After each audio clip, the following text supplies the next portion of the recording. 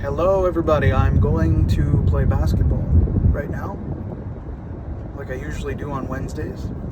And I thought I'd record a video about a question that I usually get. Actually, I get almost every single day from real estate investors that hear about the REI Credit Blueprint, the strategy that we run at 0% Investor. So, the biggest question I get is, well, Drexel, if your entire strategy is just structured around 0% business credit cards, I could just do that myself. What's stopping me from doing that myself? And the answer is nothing. If you have decent credit, you can literally go out and do this yourself. However, what I find is that usually after 3 or 4 cards, you get declined, and the limits aren't as high as you think you should be approved for. I have clients coming to me all the time. Drex, I have a Chase Sapphire Reserve that I've had for 10 years with Chase. I have a $40,000 limit on it. How dare Chase only give me $5,000 on the Business Inc. or $16,000 on the Business Inc. Yeah, that's a great question. But you should also ask yourself, if you need money for, renovations, for furnishing a property, for acquisition, why is it that there's others that get higher limits? What separates them from you? And what I've found is the only thing that separates them from you is a strategy. The answers to the test, basically, right? Remember, all of these banks are underwriting off of AI and some sort of internal software. All my company does is basically just give the answers to the test. So, for example, what exactly should your credit look like? I'll tell you. You need to have less than 2 hard inquiries in the last 6 months. Okay? You need to pay down every card, every personal primary credit card below 30%. Okay? You also need to make sure that your address and your name is reporting correctly on every single bureau.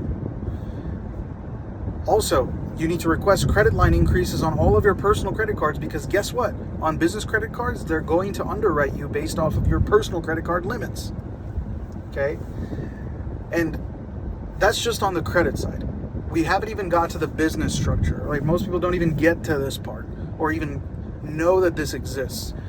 These banks, they're looking at 2 things. They're looking at your NAICS code and your SIC code. Your NAICS code is something that is given to you when you open up a business checking account. So, for example, I have clients coming to me that have a Chase business checking account that has a NAICS code on it. That's some crazy whack, like, high-risk business. It's basically a classification code for how risky your business is.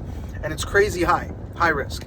So what we do is we call up Chase and we say, hey, buddy, this is not a high-risk business. I actually run a consulting business, or a real estate consulting business, or a property management business. All 3 of those, by the way, are low risk. And just look up the NAICS code for any of those 3. You can just Google it, okay? So you need to change that. Also, these banks will pull from Dun & Bradstreet and check your SIC code. What is the SIC code? It is a classification code for the Dun & Bradstreet when you get your DUNS number, to basically tell the banks, like a double check of how risky your file is. So you need to go into the SIC code and change it to real estate consulting, to property management. When all of those things are done and your credit report reflects everything that I just said prior properly, and your business structure is set up properly, is the only time you go out and apply. That's called the funding window. That is when you apply, right? Now, if you did that only and went out to apply for these credit cards, you would get probably 30 to 50% more than, and sometimes I see even 100% more than you would than just spraying and praying, right? But where this gets out of hand is when, and many people don't know this, your business credit cards, dude, they do not report to your personal. So, okay, what does that mean? Why is that a big deal? Okay, well, play along with me here, okay? Let's say you did all that stuff, you got yourself to a Cinderella profile, you're in the funding window. Okay, now you have to actually send out the applications. Guess what happens every time you send out an application? You'll get hit with an inquiry. Once you get to 3 or 4 inquiries, remember what I said, right? Less than 2 hard inquiries over the last 6 months. Once you hit that threshold, you're going to start seeing your denial chances getting a lot higher. So then the question becomes, okay, how do I remove those inquiries? Or is it even possible? The answer is yes. The answer is yes.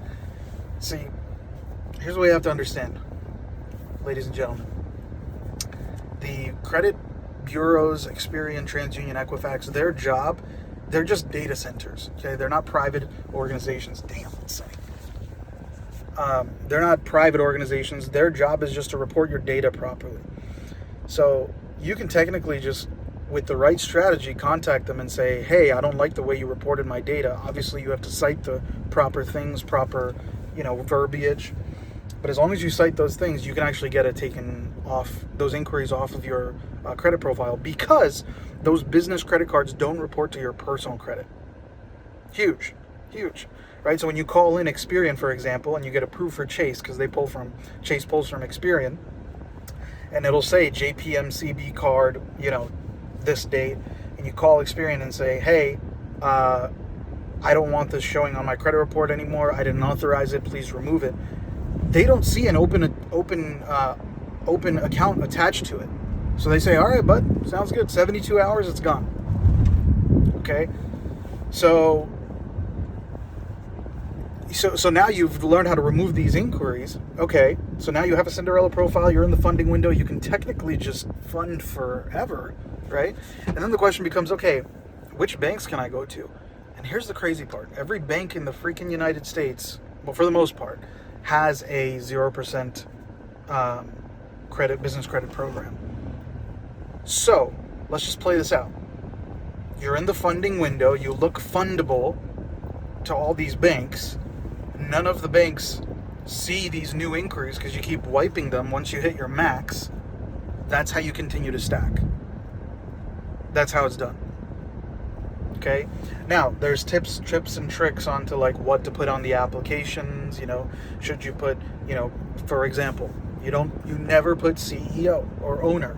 You never put owner, because owners don't get paid. Presidents and CEOs of companies get paid, right? So you always put president, right? You always over-exaggerate on your number of employees and your annual revenue and all that stuff. Some of that stuff we already know from applying to personal credit cards. But a lot of these things need to be done. And long story short, yes, you can apply for these cards yourself. You can definitely do this yourself.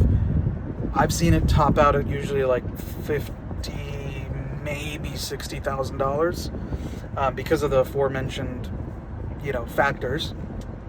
But the reason why we exist as a business is because, like I said, if you want to get farther than that and get to the high 6 digits, we know how to do that consistently, right? And that's why we get paid to do what we do. Okay, so hopefully that's helpful. Hopefully that answers a lot of the dying questions here. God bless you guys.